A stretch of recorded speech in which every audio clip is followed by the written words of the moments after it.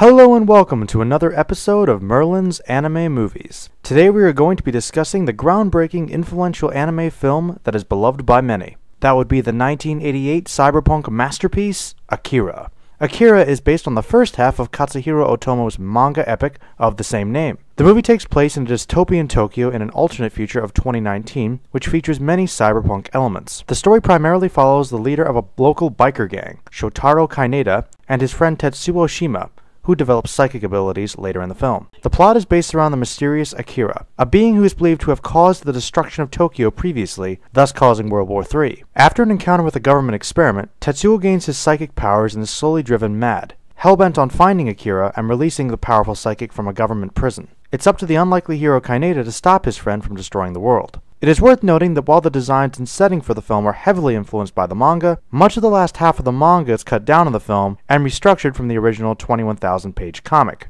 There is a great deal going on here as the plot is based on an epic. Akira is a film that is deeply etched in Japanese culture of the 80s. It deals with a wide range of topics, including fear of losing identity in a quickly changing technology-fueled world, issues of youth and gang violence, religious zealotry, militarism, oppressive governmental power, and humanity's place in the natural order. Despite many of these themes, at its core, Akira is the relationship between two friends who are in way over their heads. Kaneda and Tetsuo are just two young, misguided punks who end up smack dab in the middle of something much grander than themselves. Tetsuo is arguably the most interesting of the two, being a tortured soul with a massive inferiority complex, who, when given the power of a god, goes off on a destructive rampage.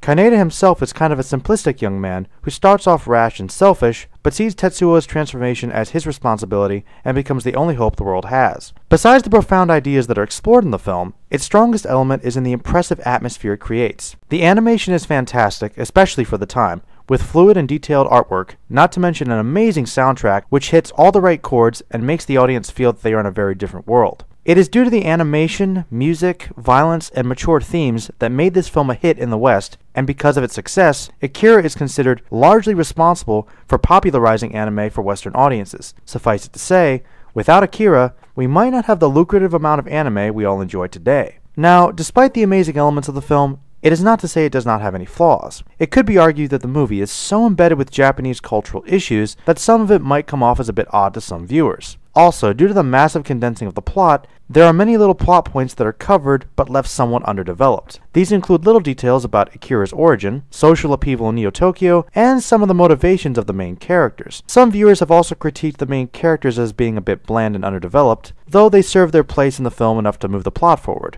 The ending of this film is somewhat open to interpretation, probably meant to symbolize man's reuniting with a godlike figure, humanity's final advancement to a new stage of evolution, or perhaps a new universe being born, and mankind being forgiven for its sins. It's a conversation that could lead many directions. One of the great aspects of Akira is that, with each new viewing, it brings a new conversation. That being said, Akira is a visual marvel with many profound ideas that serves as a must-see for any anime fan or any lover of film in general. It also serves as a great introduction to a much more fleshed out manga. Akira gets 4 out of 5 stars. Well guys, that was my review of Akira. Comment below and let me know what you think of this film. And subscribe to the Phantom group if you have not already. Merlin the Mighty commands it. Ooh. Alright guys, Merlin out. Peace.